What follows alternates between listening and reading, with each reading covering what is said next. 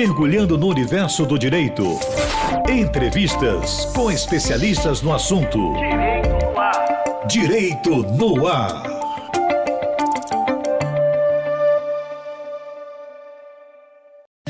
No ar, Heraldo Moreira, comunicando. Olá, meus amigos e minhas amigas do Direito no Ar, da Rádio Timbira, em sintonia com você. Hoje, aqui na gravação do nosso programa, iremos tratar do tema alterações legislativas quanto aos direitos das mulheres. Para isso, a gente chamou nada mais, nada menos do que a diretora da Casa da Mulher Brasileira aqui no Maranhão e que é também presidente do Conselho Penitenciário do Estado, a doutora Susan Lucena.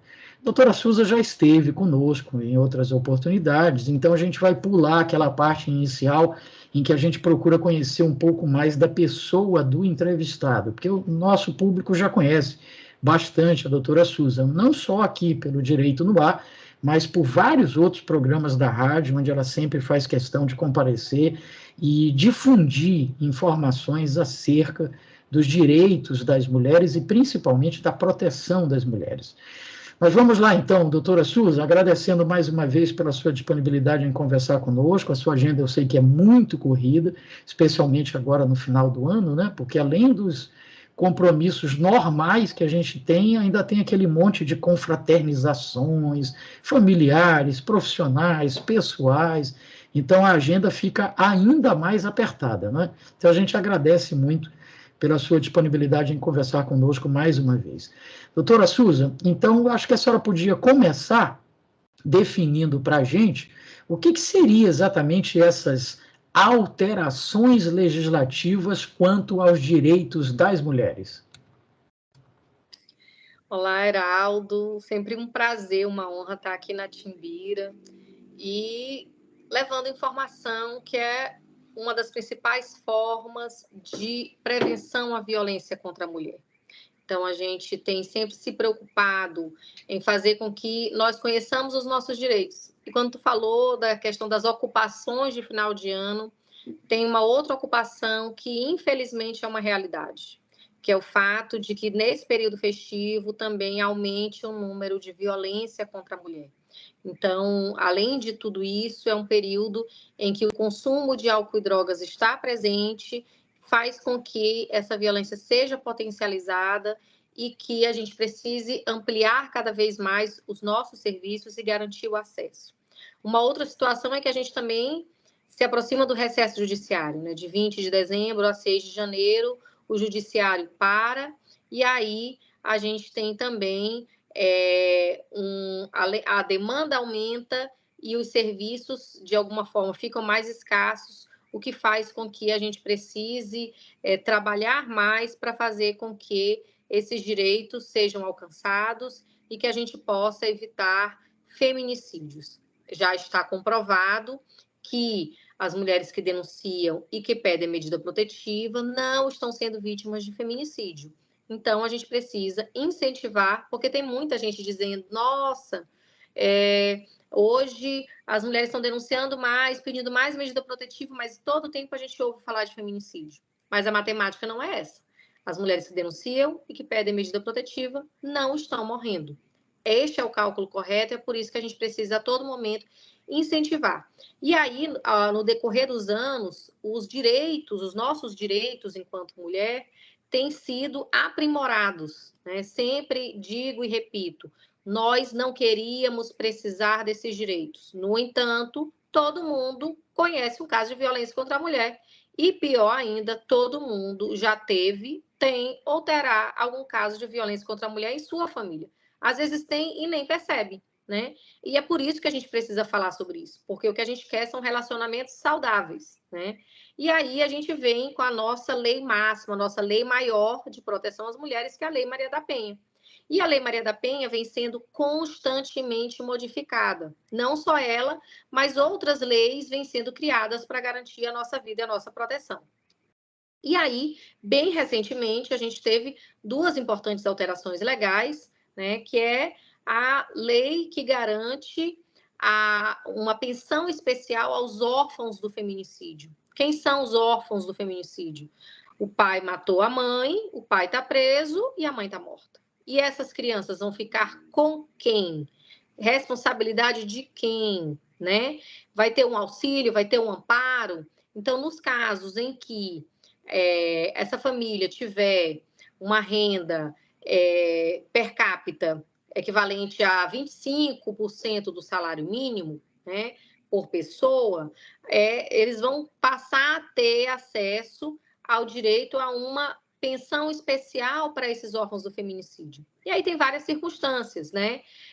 Primeiro, de forma alguma, esse homem que cometeu feminicídio poderá ter acesso a esse benefício, né?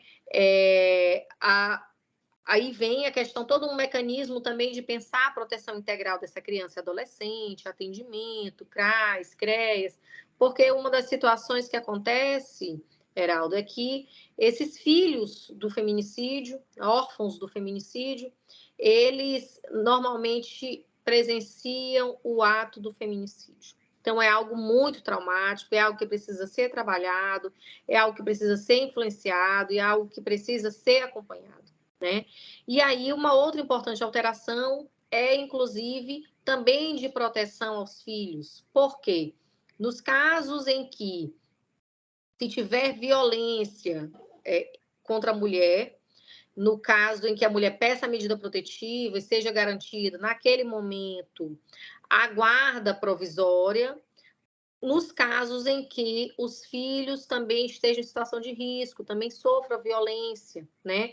Ou seja, no lar em que tem a violência doméstica, que os filhos estejam em risco, lá vai se garantir a guarda unilateral para a mulher até que se desenrole todo o processo, tanto na vara da violência doméstica, quanto liminarmente na vara da família, né? O que significa? Chegou na vara da família, o juiz identificou essa situação, ali mesmo já garante provisoriamente a guarda unilateral. E aí a gente vem, né, com arcabouço, com inúmeras mudanças legislativas que vêm para garantir a nossa vida e a nossa proteção, né? E outras que estão tramitando, inclusive, como, por exemplo, criminalizar a misoginia. O que é isso? Dizer que o ódio e a aversão às mulheres não é mais aceitável. Como é que é esse ódio e aversão, né?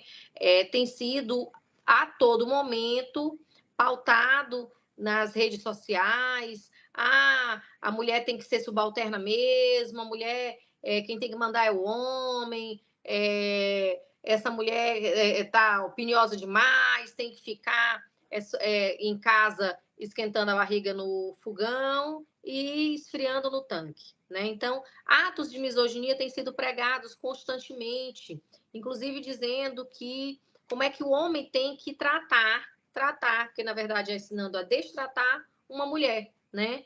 E aí hoje tem tido várias páginas nesse sentido, então tem um projeto tramitando na questão de criminalizar essa misoginia. Outra questão, uma importante lei, que é do dia 4 de agosto de 2018, que tornou crime o descumprimento da medida protetiva de urgência. Nesta lei diz, o homem ligou, mandou mensagem, se aproximou, qualquer coisa que seja, que ele descumpra o que está ali, a determinação da juíza. Se ele descumprir, ele pode ser preso ou pode ser aplicada aí numa tornozeleira eletrônica, né? E aí, há exemplo disso nos crimes em que se envolva violência física, também está se pautando para que não seja possível arbitrar a fiança e que esse homem, ele seja preso. Porque imagina, o homem que espancou a mulher está lá espancada na delegacia, é possível que aquele homem receba fiança e saia pela porta da frente. Então, isso é inadmissível. Então, também tem um projeto de lei tramitando nesse sentido. Inclusive, foi um projeto de lei que eu, em diálogo com o deputado Rubem Júnior, falando para ele sobre essa situação, sobre a importância de se ter uma lei nesse sentido, ele apresentou um projeto de lei e está tramitando na Câmara. E aí tem as inúmeras leis também recentes que têm sido pautadas constantemente, como, por exemplo, da importunação sexual, que tem acontecido nos transportes públicos, que é o chamado assédio de rua, né? E aí a gente também não pode esquecer de uma lei importantíssima lançada no dia 8 de março deste ano, pelo presidente Lula, que diz o seguinte: equiparação salarial para homens e mulheres. Imagina só, Heraldo, que já tem uns anos, desde que eu me entendo por gente, a gente fica falando que a gente quer ter o salário igual ao dos homens, que a gente quer ter as mesmas oportunidades, os mesmos espaços. E agora, como é que vai funcionar? As empresas com mais de 100 funcionários, elas têm que abrir a caixa preta, elas têm que mostrar quanto é que as mulheres e os homens estão recebendo.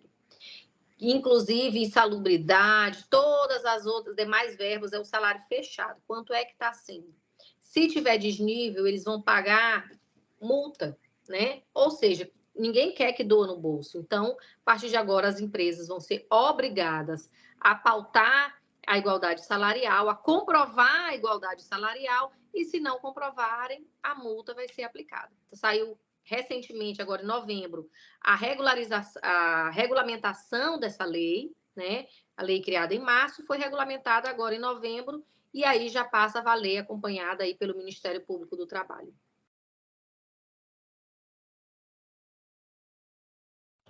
Maravilha. Estamos conversando com a doutora Susan Lucena, diretora da Casa da Mulher Brasileira no Maranhão e também presidente do nosso Conselho Penitenciário aqui do Estado. Ela acaba de enumerar importantes alterações legislativas que já aconteceram e algumas que ainda estão em tramitação no nosso Congresso Nacional para a proteção das mulheres. Falou, por exemplo, da pensão especial para os órfãos do feminicídio. Ou seja, ela explicou bem, não é? O pai que mata a mãe, quase sempre na frente dos filhos, e de repente esses filhos ficam sem pai e sem mãe. A mãe morta, o pai preso. Fora o trauma dessa situação, né? De ver a mãe ser assassinada pelo próprio pai. Imagina a confusão que é isso na cabeça de uma criança, não é? Presenciar qualquer tipo de violência já mexe com qualquer pessoa, ainda mais com uma criança, e ainda mais ainda do pai com a própria mãe. Eu estou enfatizando isso, doutora Susan, embora a senhora tenha sido muito clara, como de hábito, porque é preciso que a gente reforce, enfatize, repita até a exaustão, para que todos percebam que isso é um problema de todos. Isso não é um problema só daquela família, daquele núcleo familiar. É de toda a sociedade. Na pior das hipóteses, por mais mesquinha, mais tacanha que seja a pessoa, ela tem que pensar no mínimo o seguinte: agora o Estado vai pagar uma pensão para os órfãos.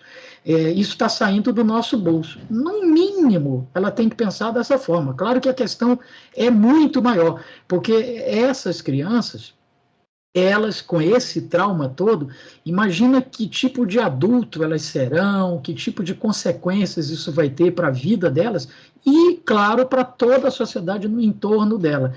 É isso mesmo, doutora Susan? É isso mesmo. A gente precisa pautar cada vez mais a necessidade de políticas públicas juntamente com as leis, né? O que a gente percebe é que a gente ficou os últimos 4 anos sem qualquer recurso destinado às políticas públicas para as mulheres, né? Não era prioridade. E o que isso resultou? Resultou num aumento do número de casos de violência, um aumento do número de casos de feminicídio. Então, a gente precisa constantemente trabalhar emprego e renda, trabalhar a questão de atendimento psicossocial, a gente tem que trabalhar todas as vertentes, e aí a importância da existência da Casa da Mulher Brasileira, que concentra no mesmo espaço todos os órgãos de atendimento às mulheres em situação de violência, delegacia, que funciona 24 horas, defensoria, Ministério Público, vara, atendimento psicossocial, Patrulha Maria da Penha, biblioteca, brinquedoteca, departamento de feminicídio, coordenadoria das delegacias da mulher do Maranhão, alojamento de passagem, com a parceria importantíssima com a Guarda Municipal de São Luís, que funciona 24 horas e recebe a mulher juntamente com seus filhos que estejam em situação de risco. Então, tem onde ficar, ficam alojados conosco, com todo acompanhamento psicológico, socioassistencial, né? Também temos cursos de capacitação, e bem recentemente, agora no governo do Maranhão, percentual para as mulheres que são vítimas de violência doméstica, têm agora acesso a mais renda, né, uma forma de incentivar. Então, a todo momento, a gente tem pautado a importância de que as mulheres vítimas de violência doméstica sejam enquadradas, inseridas nos programas e nas políticas públicas estaduais. E aí, Heraldo, uma notícia bem fresquinha mesmo, a gente finalizou, estou fazendo parte agora do Conselho Nacional de Política Criminal e Penitenciária, e indicada pelo ministro Flávio Dino, e uma das pautas agora foi o indulto de Natal. O que é o indulto? É o perdão de algumas penas que não sejam de crimes hediondos, né? Tem algumas circunstâncias. E aí, enquanto conselheira, eu pautei a impossibilidade de se deferir indulto, de se garantir indulto para os homens que tenham cometido violência contra a mulher presente na Lei de Maria da Penha, importunação sexual, o crime de violência política contra as mulheres, que também é uma realidade, né? O crime de perseguição, que acontece e majoritariamente acontece contra as mulheres. Então, assim, e também o descumprimento das medidas protetivas de urgência. Para que essas 5 leis não sejam alcançadas, né? Para quê? Porque a gente já sabe que as penas são muito brandas. As penas, a maior de todas é a da importunação sexual, que vai até 5 anos. As outras são penas brandas, né? Imagina, eu sempre brinco com isso, porque, assim, brinco não, na verdade, faço um alerta. Hoje, passar a mão, a pena é maior do que espancar, né? Porque tu bate na mulher, a pena é até 4 anos. Tu passa a mão na bunda da mulher, a pena é até 5 anos, né? Então, a gente precisa ainda melhorar muito as nossas leis, mas a gente não pode esquecer que quem faz essas leis, né? As nossas leis de proteção às mulheres, embora a gente tenha constantemente avançado, porque essa lei aumentou ano passado para 4 anos, até então era só até 3 anos, né? Então, a gente tem, sim, avançado, a gente precisa avançar mais e a gente precisa pautar essas necessidades. Então, a partir de agora, neste indulto de Natal, não será possível que os crimes de violência contra a mulher sejam indultados, né, que é uma forma de garantir a efetividade das políticas. Já são poucos homens condenados nesse sentido e, a partir de agora, nenhum deles vai ter acesso a qualquer perdão e não vão conseguir se inserir nos casos de indulto, de indulto de Natal no nosso país.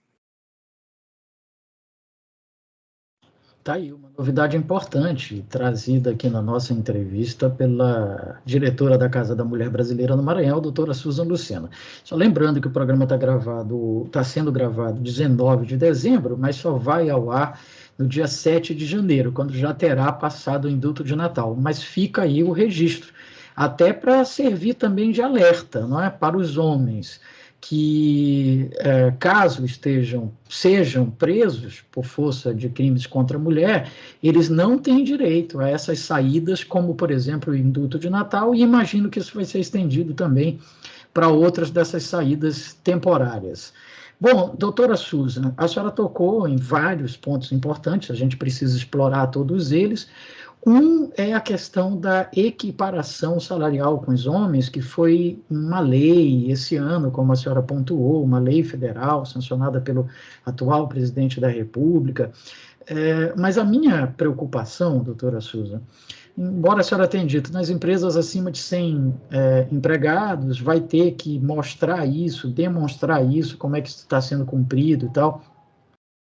Mas isso me fez lembrar, eu acho que foi o ex-ministro da Justiça, o Paulo Brossard, que disse uma vez que no Brasil a gente tem leis demais, a gente precisava revogar metade delas e cumprir a outra metade. Então, me parece assim, uma lei como essa, que força, que nem devia existir isso, mas vem a lei para dizer algo que me parece óbvio, né? Por que os salários seriam diferentes se as funções são as mesmas? Como fiscalizar isso na prática? Como ter o controle disso? Porque são milhares ou milhões de empresas. O Estado não tem fôlego para isso. Não acaba virando assim uma lei, como a gente diz, na gíria legislativa, que não pega, doutora Susan? Olha, Heraldo, eu sempre falo o seguinte: a lei é um pedaço de papel que a gente precisa transformar em realidade, né? A Lei Maria da Penha está com 17 anos, então, se ela funcionasse mesmo completamente, já não teríamos mais violência contra a mulher. Mas a Lei Maria da Penha, mesmo que ainda aconteçam muitos casos de violência, ela contribuiu para a redução desses casos e para a proteção das mulheres que procuram a segurança através dessa lei, a proteção através dessa lei. Né? Então, a Lei Maria da Penha, eu sempre falo que ela veio com 2 defeitos de fábrica, né? Que era o primeiro, que só a mulher podia denunciar, e no dia seguinte a mulher ia tirar a denúncia porque a família ia para cima e dizia: olha, o que tu fez é o teu marido, pai dos teus filhos, está preso por tua causa. E a culpa é uma constante das vítimas de violência doméstica, né? De se sentir culpada: o que eu fiz, o que eu falei, eu não devia ter feito isso, eu não devia ter falado isso, e achar que de alguma forma ela é a culpada pela violência que sofreu. Né? Então, isso é algo que acontece bastante. Mas o que a Lei Maria da Penha tem comprovado? Né? A redução do número de casos de violência, redução do número de casos de feminicídio. SUS, mas hoje a gente ouve mais falar, porque hoje as mulheres estão denunciando mais. As mulheres não denunciavam. Pensa lá atrás, qual era a mulher que era vítima de violência que tu sabia naquela época que denunciou? Nenhuma. Não denunciava, mesmo porque o pessoal dizia: vai te resolver com teu marido, depois tu vai voltar aqui para retirar.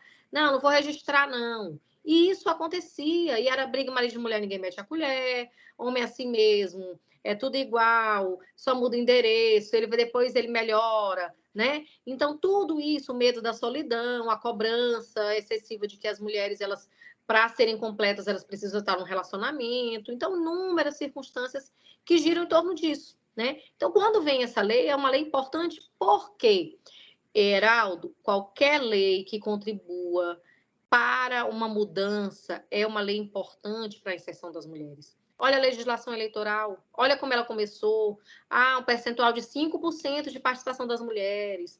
Aí foi aumentando, já chegou para 30%. Aí a gente só tinha um espaço para se candidatar. Aí agora tem um espaço para candidatar e tem mais um recurso. Aí tem outra questão. O que sempre os partidos fizeram? Fraudaram as candidaturas de mulheres. Tinha mulher que era candidata sem nem saber que era candidata. Tinha mulher que os partidos começaram: não, tem que ser tu, mas olha, vou passar o dinheiro aqui pela tua conta, mas vou gastar na conta do fulano. Foram descobrindo as fraudes, e o que está acontecendo?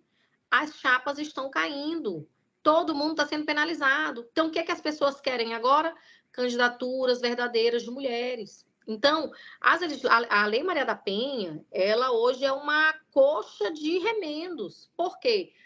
Foram sendo verificadas várias situações. O que foi inserido também em 2021? A ressocialização do agressor, que ele é obrigado a participar de grupos de ressocialização, senão ele vai preso porque é descumprimento de medida protetiva. O fato de garantir que a mulher possa... eu saí aqui da minha casa, estou sofrendo violência. O que a mulher disse? Eu não posso sair, que vou tirar meus filhos da escola, meus filhos vão perder o ano.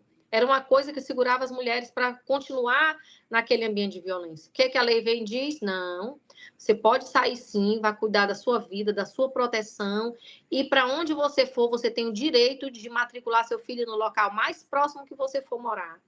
Aí o que a lei diz?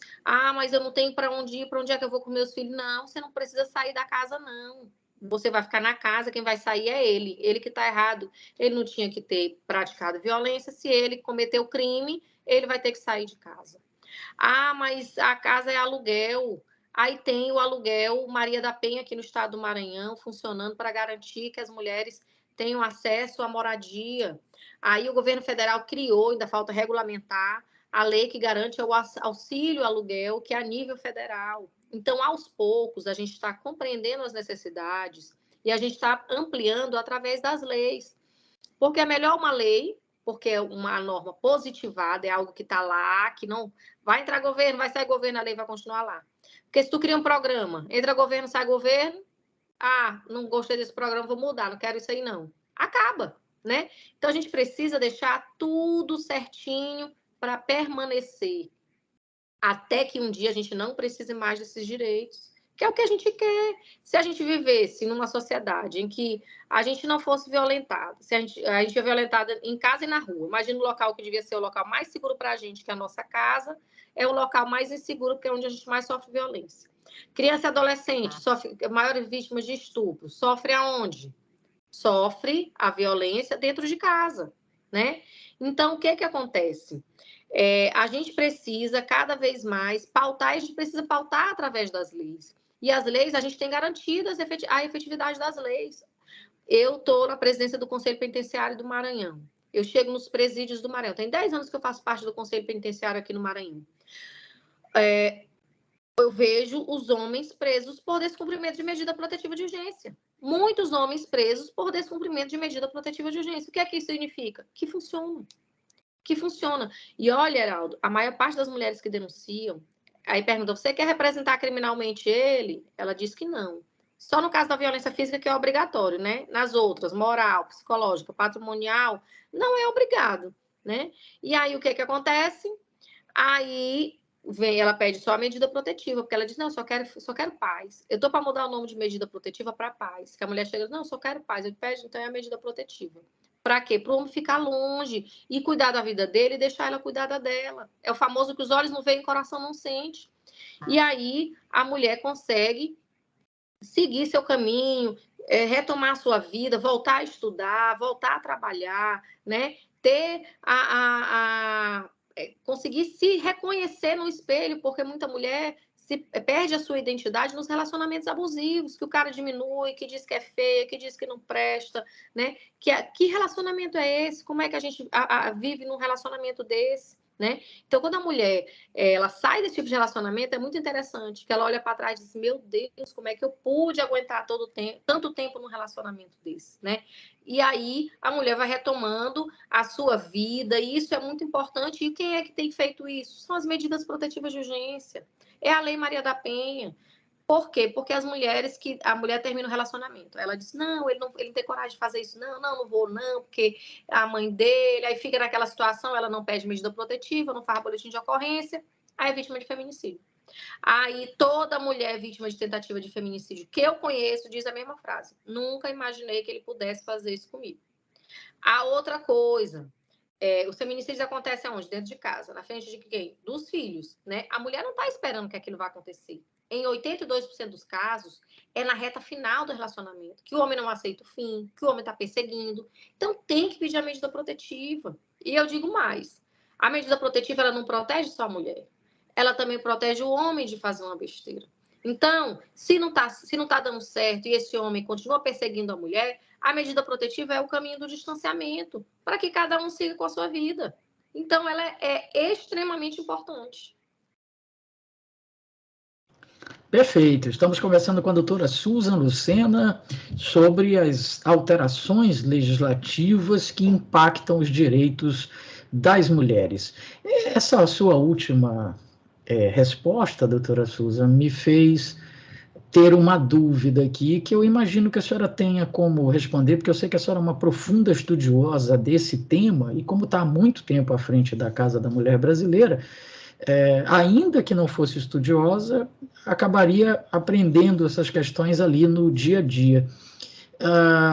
O fenômeno da violência contra a mulher, a gente sabe que ele atinge todas as classes, ele não é um fenômeno só da classe C, D, E, ele ocorre também nas classes A e B. Mas eu queria ir além disso.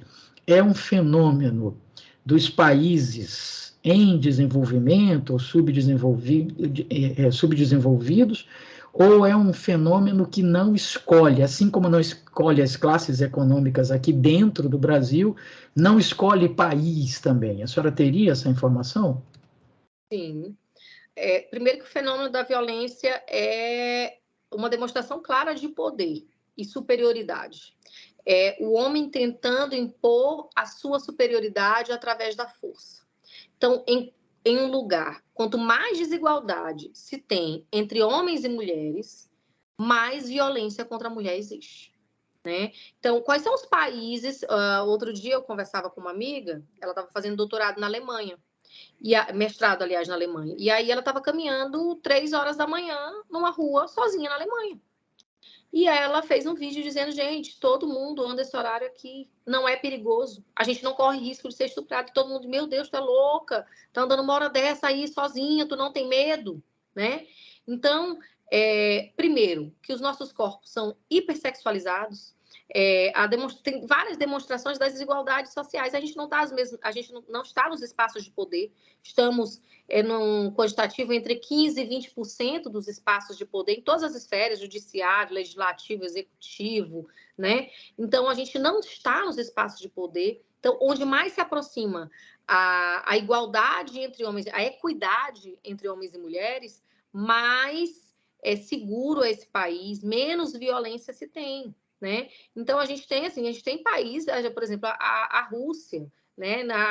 Quando teve a Copa lá, todo mundo falou, meu Deus, a violência contra a mulher aqui é algo absurdo, né? Então, assim, a gente vê situações e locais em que, quanto mais se tenta impor a força do homem sobre a mulher, que o homem que não chora, o homem que não demonstra sentimentos, um homem que é praticamente o homem das cavernas, né? Que é o que hoje se chama de masculinidade tóxica. Quanto mais se alimenta isso, mais a gente está alimentando a violência contra a mulher. Por isso que a gente tem que pregar saúde mental, a gente tem que pregar diálogo, a gente tem que pregar conversas. Está no relacionamento, tem que conversar, tem que dialogar, tem que dizer o que quer, tem que dizer o que pensa, né? Tem que ouvir a outra pessoa. Relacionamento é isso. Ninguém vai, eu estou num relacionamento, vou levar o relacionamento sozinho nas costas e vai dar certo.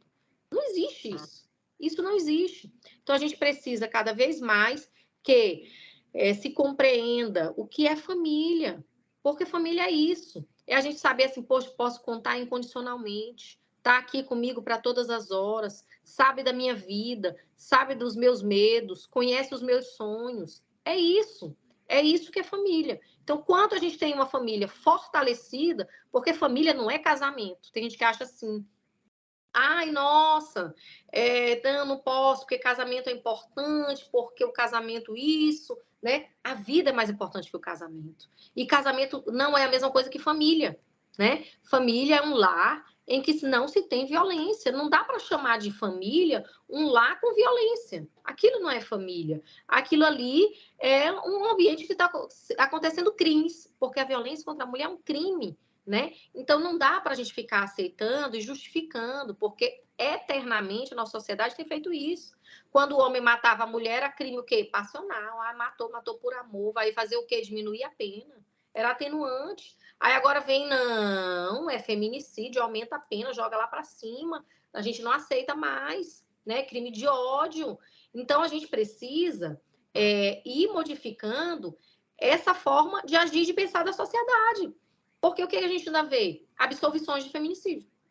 A gente vê penas brandas. Isso significa o quê? Tentar ainda atacar a moral das mulheres, que o STF já disse que, não aceita mais, não pode mais se ter o quê? A legítima defesa da honra. Sabe quando foi a primeira vez que se proibiu a utilização da defesa da honra? Em 92. Aí precisou, foram 30 anos depois, né? Para fazer o quê? Não pode. Não pode mais atacar a mulher para justificar a morte dela. Ela não pode mais ser culpada pela sua própria morte. É isso que significa a legítima defesa da honra. Vamos pensar aqui algo terrível da nossa sociedade. A questão do chifre. O quê? O homem não, é da natureza do homem trair, é da natureza do homem se relacionar com inúmeras mulheres. A mulher não, a mulher só pode se relacionar com o homem. Aí daí vem o quê? O sentimento de propriedade. O sentimento de propriedade. Nessa mulher minha não vai ser de mais ninguém. Como assim outra pessoa vai usar a minha mulher? Como se fosse um objeto, né?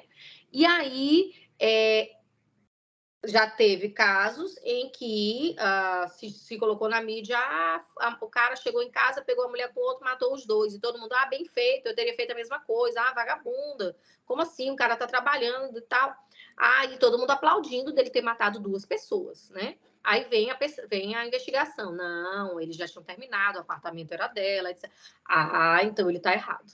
Olha, então ele está errado de ter matado 2 pessoas só porque ele não foi traído, né? Aí a gente vem a um resultado. Qual é o resultado? A traição do homem é justificável, da mulher é imperdoável. Então, alguma coisa nessa balança não está certa. E eu não estou defendendo traição de nenhum dos lados. Mas é algo que a gente precisa pensar. Porque isso produz o quê? Um sentimento de propriedade. Era aquela minissérie do Zé Vilker, que ele dizia assim, se prepare hoje, que hoje eu vou lhe usar. Hoje, o que ele fazia naquela época é estupro. Mas naquela época, a mulher tinha a obrigação marital de manter a relação sexual. Olha o homem quando se casava. Se ele dissesse que a mulher não era mais virgem, não precisava nem provar. A fala dele bastava e acabou. Aquela mulher era mulher deflorada, né? Era mulher que já não era mais virgem e ninguém mais ia querer casar com ela. As mulheres se suicidavam, né? Então, de onde vem isso? A propriedade privada. Vou passar meus bens para quem? Né? Eu tenho que passar meus bens para os meus filhos. Para eu garantir que esses filhos são meus, eu vou trancar essa mulher para ela parir só filho meu. E assim era feito, né? Para quê? Para manter a propriedade dentro da mesma família. Tanto é que a mulher viúva ou divorciada que casasse de novo, ela perdia direito aos bens e aos filhos. Quem era que ia casar de novo? Por que a gente tem vários históricos de mulheres que só se relacionaram com um único homem e não quiseram se relacionar com nenhum outro depois? Vem de todo um histórico de uma tradição que pregava isso, que a mulher ela servia a um único marido, né? Então a gente começa a mudar essa realidade, a gente começa a ter voz, a gente começa a dizer o que a gente quer, a gente começa a demonstrar que a gente pensa, olha, a gente era tido pelo nosso Código Civil como relativamente capazes. Por quê? Tinha estudo que dizia que o nosso cérebro era menor do que o do homem, e logo a gente pensava menos, gente. Estudos absurdos. Em 2005, o reitor de Harvard vem e diz o quê? Ah, não, a mulher não foi feita para a ciência, não. Ainda bem que tiraram ele de lá depois, em seguida, depois dessa declaração. Mas ele disse que as mulheres não foram feitas para a ciência. Aí tá lá, gente, pandemia, quem descobriu o genoma, não sei o quê. Nome de quem? Mulheres, né? Então, a gente precisa parar de questionar a capacidade das mulheres. A nossa capacidade, Heraldo, é questionada todo o tempo, em todas as circunstâncias. Um exemplo que eu sempre dou é a mulher no volante perigo constante. E os maridos tudo colocando o quê? O seguro no nome da mulher porque é mais barato, porque a mulher é mais prudente, bate menos o carro. Então, os seguros, eles querem que as mulheres tenham seguros, né? Então, assim, a gente vai... a gente tem avançado, isso é um fato, e a gente precisa avançar muito mais, porque quanto mais a gente equipara homens e mulheres, mais a gente tem a sociedade sem uma outra pessoa tentar impor sua força, sem tentar impor sua superioridade. E assim a gente vai começando a viver entre iguais, né? Então, para sentar na mesa, hoje as mesas de decisão, Heraldo, de decisões, nós não estamos sentadas. Nós não estamos sentadas, né? E aí, por exemplo, estou no CNPCP. Se eu não tivesse lá, teria sido pautado, por exemplo, a questão de não garantir indulto para esses crimes voltados contra as mulheres. Então, quanto mais espaço que a gente está, que a gente tem a visão ampla da necessidade de participação das mulheres, mais a gente vai conseguir pautar essa necessidade. É assim quando a gente está lá falando da maternidade, quando a gente está falando da importância das creches, quando a gente está falando sobre o que é necessário para que nós, mulheres, possamos estar participando efetivamente da sociedade. E isso determina, influencia diretamente na violência contra a mulher. É muito mais difícil uma mulher já estabelecida, já com por exemplo, vamos pegar alguns casos aqui, saiu recente aí das famosas e tal, a gente vê mais o quê? Mais questão da violência patrimonial, né? Mas são mulheres que elas têm opção. Elas têm como dizer assim, não, eu tenho minha vida aqui estabelecida, não aceito mais, vou romper isso aqui, né? A gente precisa sempre estar atento, Heraldo, à questão da dependência emocional, que é algo que prende também, que às vezes é imperceptível, né? Mas, assim, como é que a gente consegue perceber que a gente está passando por um relacionamento abusivo? a nossa família mais próxima, os nossos amigos mais próximos, não gostam da pessoa com quem a gente se relaciona. Essa pessoa tenta afastar todos os teus amigos e a tua família. Ouve os relatos. A própria Ana Hickman dizendo, ele tentava afastar minha família a todo custo, né? Então, assim, são sinais que são tão claros, mas que muitas vezes a vítima não consegue perceber, porque confunde carinho, cuidado com controle, né? Então, a gente já começa a identificar isso, a gente já começa a pautar isso, a dialogar sobre isso. É muito interessante, todos os lugares que a gente chega, a gente começa a falar, dar exemplos, as mulheres começam a se identificar. Eu lembro, uma vez, eu estava numa cidade chamada Riachão, Carolina, ia fazendo uma palestra lá, e aí a mulher levantou, meu Deus, eu sofro violência, eu não sabia, eu vou resolver isso agora, eu não vou deixar mais ele fazer isso comigo. Levantou e foi embora, zangada, porque como que ele diminuía ela, falava várias coisas para ela, e ela não sabia que aquilo era violência. Ele disse, eu não aceito, vou acabar com isso agora, levantou e saiu, né? Foi muito interessante, por quê? Porque, às vezes, a violência está presente e a gente não vê como violência até que as outras violências cheguem, porque o feminicídio ele é uma morte anunciada. Ele não começa do dia para a noite. Ele vem de várias violências que vão se consolidando até desaguar no feminicídio.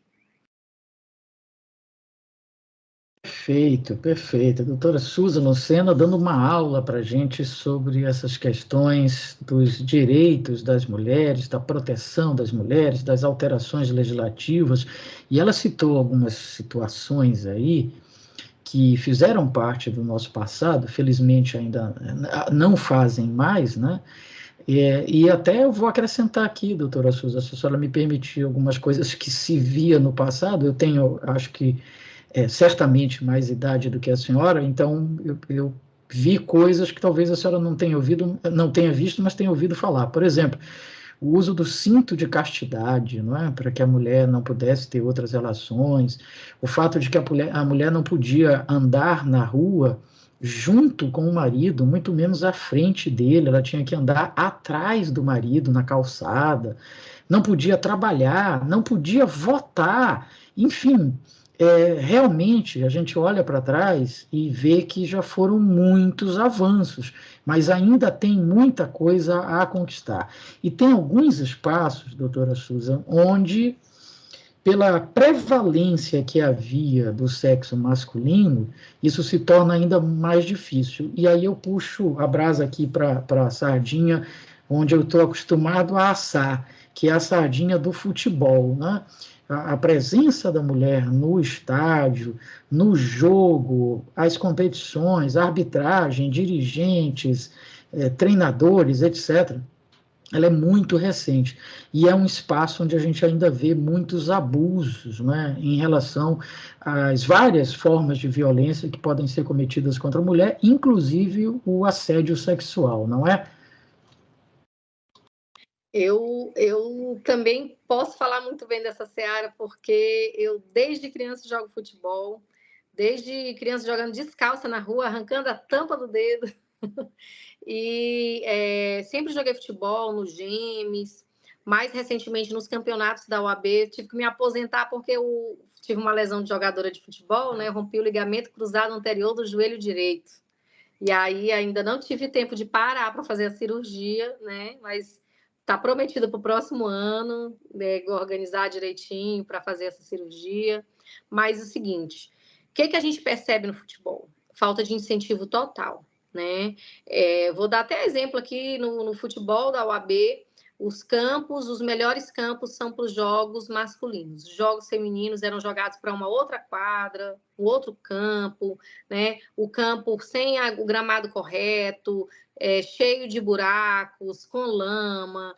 Então, assim, de qualquer jeito, como quem diz assim, mas a gente já deu espaço para vocês, esse aí tá bom, aproveita, é isso que tem para vocês, aproveitem, né? Então, assim, para a gente conseguir patrocínios, incentivos, os escritórios, até mesmo, né, pelas questões postas, a gente sempre pautou que a OAB tinha que garantir as inscrições para as mulheres, né? Por quê? Porque já não tinha incentivo à participação, já eram poucos times. Precisava garantir a gratuidade para que mais mulheres pudessem participar, para que a gente pudesse incentivar, né? Então, o tempo todo a gente tem pautando, a gente sabe dessas dificuldades. Recentemente, o time de futebol da OAB foi para um campeonato, não tinham passagens, a OAB não garantiu, e a gente foi, eu fiz até um vídeo, divulguei, pedi patrocínios, né, para que cada vez mais pessoas pudessem divulgar, pudessem contribuir, né? Inclusive a deputada Abigail, secretária da Mulher, fez contribuição, e aí o tempo todo a gente está pautando o quê? A importância de se incentivar o futebol feminino, todo o esporte feminino, né? O que a gente vê?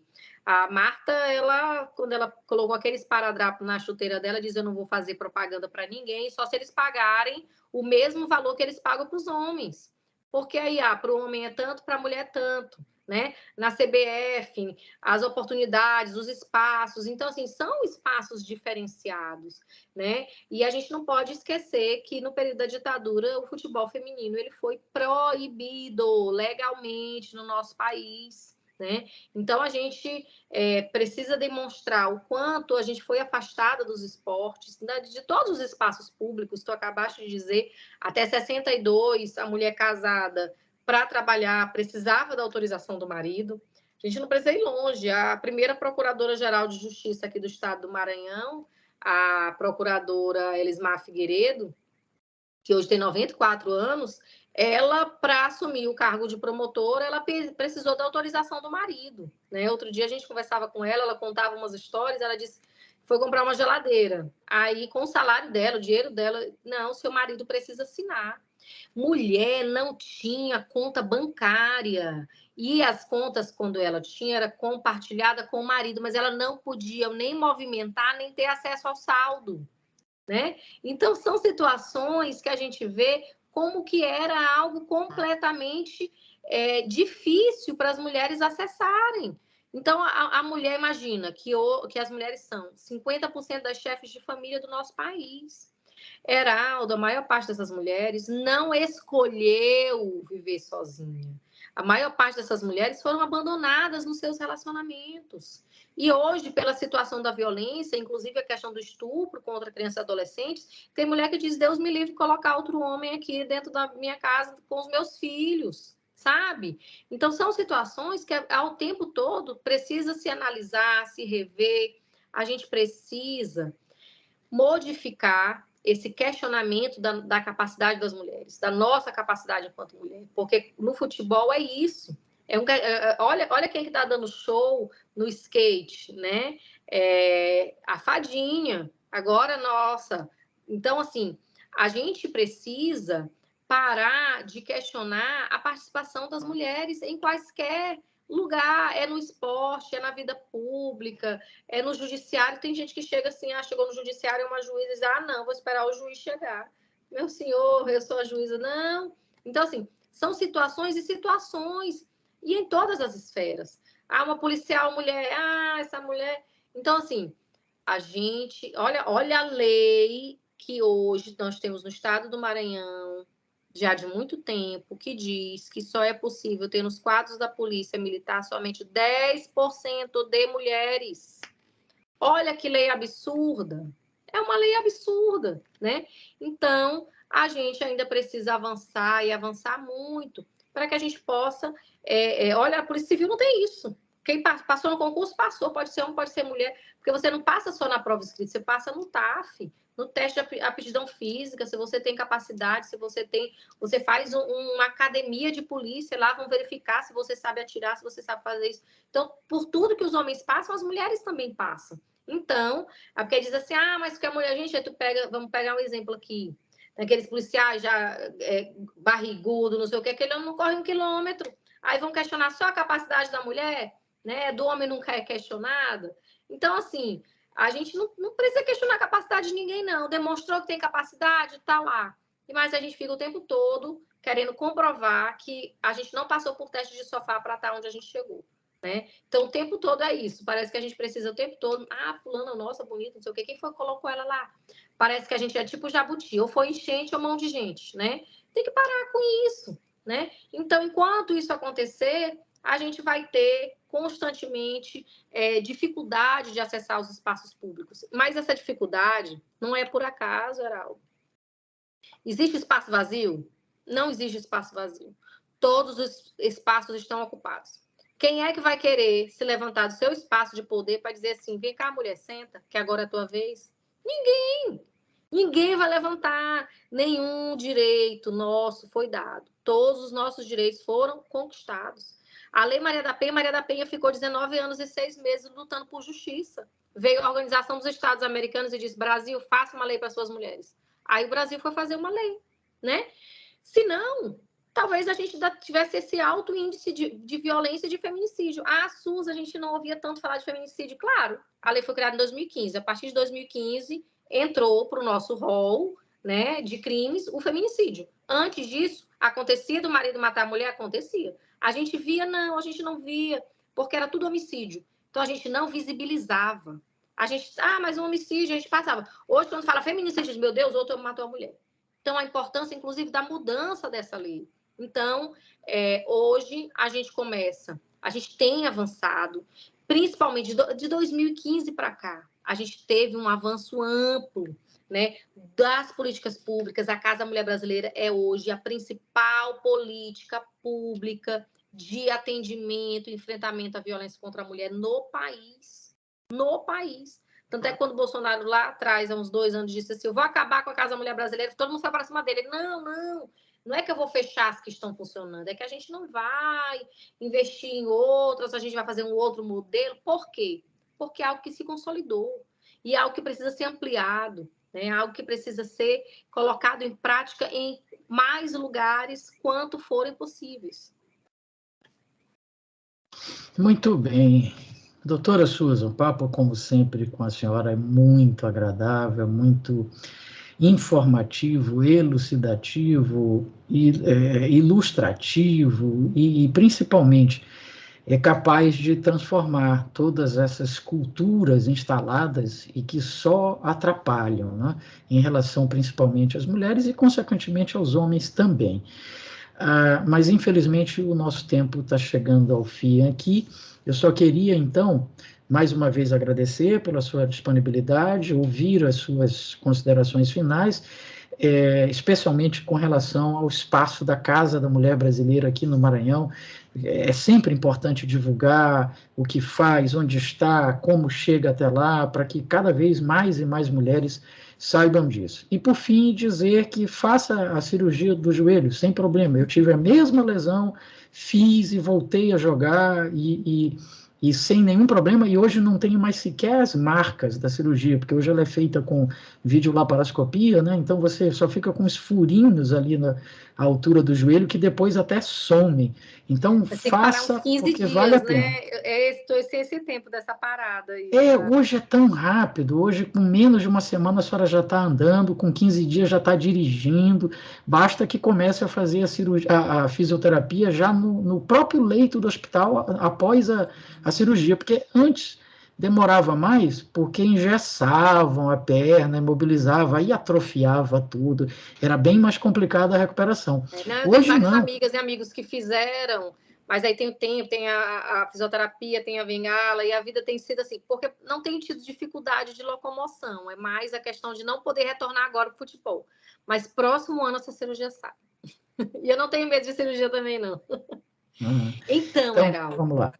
As considerações finais. Primeiro, dizer que a Casa da Mulher Brasileira funciona 24 horas, né? Que lá a gente tem um alojamento de passagem, se a mulher não tem para onde ir, está numa situação de risco, vai ficar conosco. Tem um atendimento psicossocial. Todos os contatos dos órgãos e dos atendimentos relacionados à violência contra a mulher estão no Instagram da Casa da Mulher Brasileira, que é Casa Mulher Brasileira MA, de uma forma super acessível, que clicou no link, aparece lá todos os números. Está acontecendo uma violência contra a mulher? É a sua vizinha? Ligue 190. Susan, tem alguma forma, como é que eu vou dizer? Sou eu, fulano de tal, local tal, endereço tal. Não, você pode baixar um aplicativo chamado Salve Maria Maranhão no seu celular, apertar um único botão e acionar a polícia por georreferenciamento até o local. Susan, eu não gosto de ir para a delegacia, vão saber que eu denunciei, eu não quero ir. Eu posso fazer em casa? Pode fazer em casa. É só dar um Google, colocar Boletim Online Maranhão. Já aparece lá o primeiro link e você preenche, faz seu boletim de ocorrência, e lá mesmo, querendo, faz também o pedido da medida protetiva. Susan, mas eu não quero processar ele, eu não quero fazer boletim de ocorrência contra ele. Eu posso somente pedir a medida protetiva de urgência? Pode. Você vai também no Google, coloca lá TJMA, que é Tribunal de Justiça do Maranhão, MPU, que é Medida Protetiva de Urgência. No primeiro link já aparece, você faz o cadastramento, faz seu pedido de medida protetiva de urgência, cai diretamente no celular da juíza. Então, hoje, a gente tem inúmeras facilitações para garantir a nossa vida e a nossa proteção. Se você precisa, acione, né? Não se sinta culpada e pense na sua segurança e na vida dos seus filhos. Porque, como eu disse antes, todas as mulheres vítimas de tentativa de feminicídio dizem a mesma coisa. Eu nunca imaginei que ele pudesse fazer isso. Então, saiu do relacionamento, ele te persegue, ele te liga, ele te manda mensagem, ele vai atrás de ti, ele te espera na parada. Peça a medida protetiva de urgência e afaste esse homem de você, porque você está em risco. Maravilha. Nós conversamos hoje aqui no programa Direito no Ar com a doutora Susan Lucena, diretora da Casa da Mulher Brasileira e presidente do Conselho Penitenciário do Estado do Maranhão. Ela falou conosco sobre alterações legislativas em relação aos direitos das mulheres. Então é isso, um forte abraço a todas e a todos e até a semana que vem com o seu Direito no Ar.